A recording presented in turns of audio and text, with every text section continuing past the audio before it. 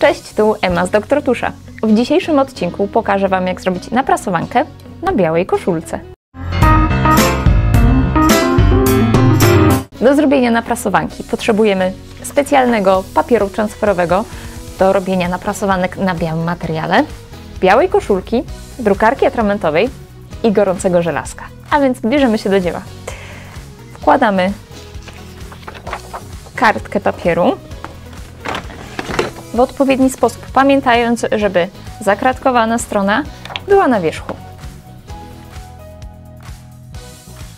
Pamiętajmy, że grafika do naprasowanki na białym materiale musi być wydrukowana w odbiciu lustrzanym.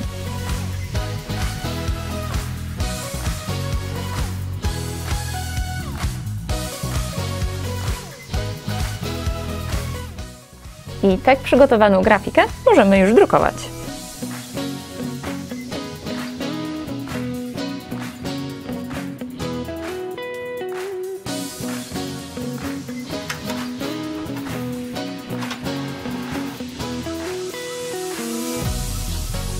Nasz wydruk już jest gotowy. Teraz wystarczy dociąć do odpowiedniego rozmiaru, żeby zmieściło się na koszulce.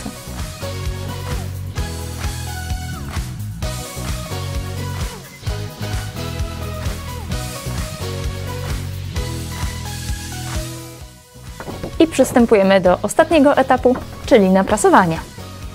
Przykładamy w odpowiednim miejscu na koszulce, które nam odpowiada, i gorącym żelazkiem, kolistymi ruchami mocno przyprasowujemy, pamiętając o tym, żeby każdy z rogów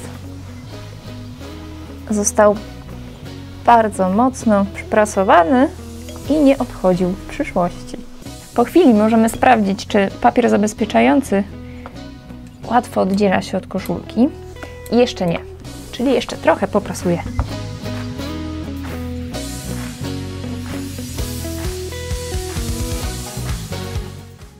Wydaje mi się, że już wystarczy tego prasowania. Spróbujemy zdjąć papier ochronny.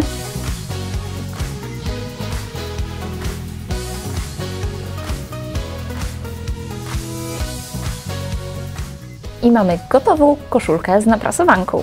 Białe koszulki to nie jedyne podłoże, na których możemy robić nasze naprasowanki.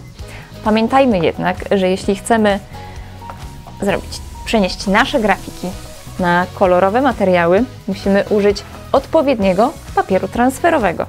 To wszystko w dzisiejszym odcinku. Jeśli chcecie się dowiedzieć o innych ciekawostkach dotyczących drukowania, subskrybujcie nasz kanał.